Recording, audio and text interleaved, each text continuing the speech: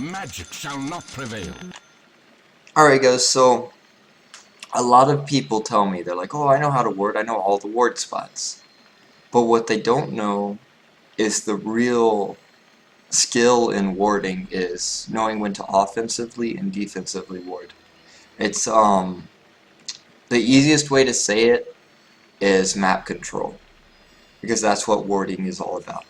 So for the first 6 minutes, the most important thing in your game is your mid getting rune control. That's the first 6 minutes. Because within those first 6 minutes, the two mids are fighting it out to who can hit level 6 first. In most mid matchups, they're trying to hit level 6 first so that they can have control.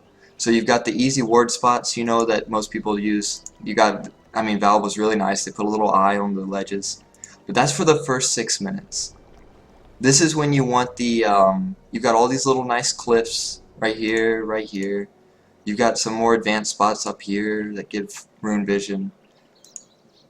And then, you've got a spot over here. I can go through spots, but you can Google that. You can Google ward locations, and you'll get a nice little JPEG image that shows you every single ward spot on the map. That's easy. So, first 6 minutes, just make sure you've got vision on your rune, and then you've got an extra ward. So, like, if I'm warding for my safe lane, I'd probably put one right here for the rune, and then I'd probably put one in lane, so that, you can see. This is usually going to be a solo lane against you. You can see when he lists tower, so you know when to move in from behind the trees. That's part of lane, just zoning out the enemy solo. After those first 6 minutes, guys, rune control is no longer the important factor. After the first 6 minutes, you need those lane wards, because that's the point when people start TPing in. That's the point when you're diving on a Windrunner right here, and you just had Night Stalker, and then bang, TP in right here. You need to see that. You need to have a lane ward, and that's really easy to do. Right here, boom. Anybody TPs into this tower, you're going to see them come out. You're down here fighting Windrunner, you're like, oh shit, back out. Easy. None shall hinder me. Lane wards are most important.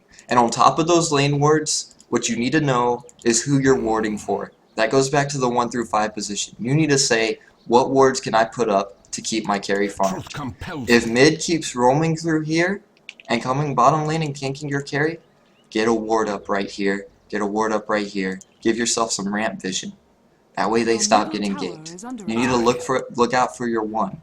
If your 1 gets farmed, you win the game. It's as simple as that. That's Dota 2 in a nutshell. You gotta get your 1 to farm. If mid keeps getting ganked, and he's one of your high priority players, then you come up here, you can put one up here, you can put one on this side even. Just come over here, just give him some vision around these little choke points where he gets ganked from. It just depends on where their guy's coming from.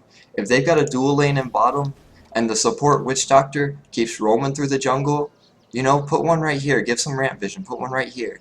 Just give him some vision over here in the jungle so he's not getting blindsided every time just because... because a missing call is often not enough. If you're in the middle of fighting the enemy mid, you can miss a missing call. That's one of the reasons I prefer to use my microphone. So, these lane wards are kind of from 6 to 10 minutes is what I'm going to say. That's when people start roaming and ganking. After that, you're looking more at into offensive warding or defensive warding, depending on how your game's going. If your towers are getting pushed down, you're going to go into defensive warding. The enemy team has an advantage. They're actually pushing on you. But let's say we have an advantage. We're getting ready to push towers. We're winning team fights. We're ready to team fight, whatever. That's when you start doing wards like this. That's an offensive ward right there. So, this is where map control comes into play. Right now, Dire side has 3 towers up. Radiant side, 3 towers up. The map control runs like this.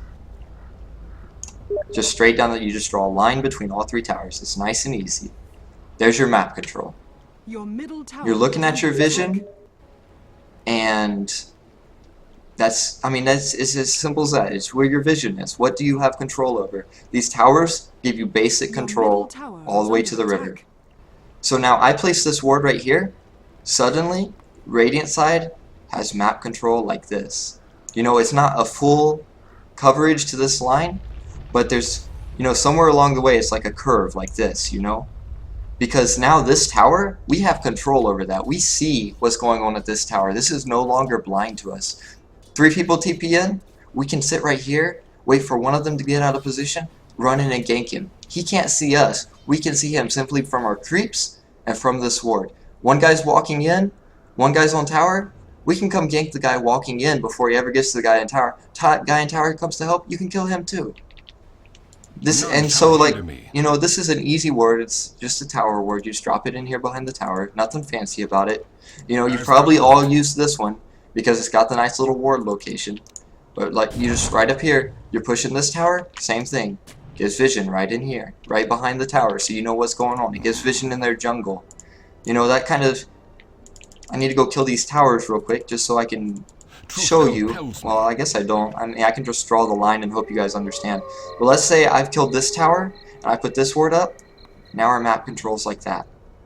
And what's important about this map control right now, if our map controls like that, the Dire carry can really only farm here, mid lane, and bottom lane. We just cut out. This entire lane right here is no longer in the carry's farm possession. It's now in our carry's possession, which means our carry can start farming right here and just keep pushing the lane, pushing the lane, pushing the lane, and back out right around here.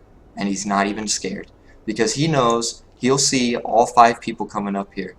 If that's not enough vision, drop him one right here. Give you some ramp vision here, easy. Carry knows there's going to be a solid line right here anytime enemies come to gank. There's always smoke ganks, but those are pretty easy to spot out when all 5 people go missing. I mean, if you've got some people missing on the map and you're like, you know what, they're not showing up on wards, and they have been showing up on wards, you're probably thinking smoke gank. I vow thy ruin. So on top of that is defensive warding.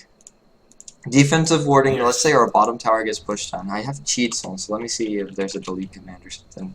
There's not a delete command, unfortunately. Not that I know of, at least. But let's say this tower is getting pushed. You probably want some vision right in here. Where's the enemy sieging you from? Right here on this tower? They're probably hiding in these trees. They're looking to come through right here. They're looking to grab you. They've probably got a ward right here looking on your tower. Just because that's the offensive ward. Just like you can put this one up here, they can put one on your tower. So you're looking to get vision in this jungle where they can come from. You're looking to have the lane vision so you can see when enemy reinforcements are coming in. You really need those if you're trying to defend that tower. If you want to concede the tower, then just back up to your next tower and let it go. But understand that when this tower goes down right here, you're looking at your map control going from like this to like this. You just lost half your jungle. When this happens, as a support, there's 2 wards that you got to keep up on your jungle once you lose that first tower. Yes. You no longer have to just keep up this ward and feel relatively safe on your jungle, because now the enemy can come in all right here. This whole area right here on your minimap is going to be dark and dangerous. So you've got to keep a ward up either right here, or I prefer to keep the lane ward up at this time, because for them to come in from this direction, they have to come from this tower. None shall hinder me. So I try and keep that lane ward up, try and keep this up once that first tower goes down, because otherwise your carry doesn't have control over your jungle, and that's very important. Like I was saying, you're looking at how can you keep your one farming. As thou wilt. And if one can't farm, if he's sitting there scared, he's sitting there at second tier tower, guys, I can't see anything in my jungle.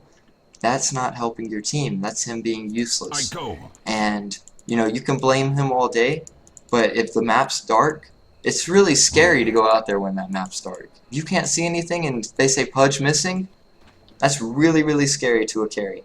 But if you say, hey look, Pudge is right here, and he's headed back mid with the rune, then carry's like, okay, and he keeps pushing out, and he doesn't have a care in the world. Onward. You just got to keep that vision up for him. And not all carries are going to make use of that. That's not what I'm saying. But you have to give everyone a shot. I go. You can't give one guy a fair shot and he screw you over and then not give anybody else a fair shot. I go. And this offensive and defensive warding works all the way back to the base. When all 3 of your outer towers go back, When they're all killed, your map controls just like that. It's all right here in your base. You can't really leave your base without being in danger. So what do people do? They come out here, you know, you put a ward right here, and suddenly your map controls like this. And it's just a little bit extra. You know, your carry can farm out to here now. He can farm this hard camp.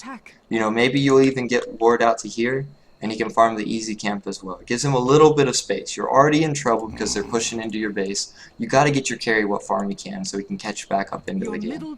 And he might not catch back up, but like I said, you got to give your team a shot.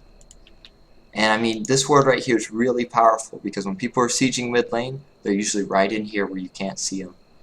I mean, if they're standing in lane, you just push the creep wave out and you can see them. That's easy. If they're over here, it's really hard to have access to you when the fight starts. They've got to walk all the way back around like this and then back down instead of just running straight in when somebody's farming right here. So you're just looking. You're looking on your map. Right now, you know, we've got all 3 towers. Still that straight line. If we lost mid tower, then you're looking at something like this.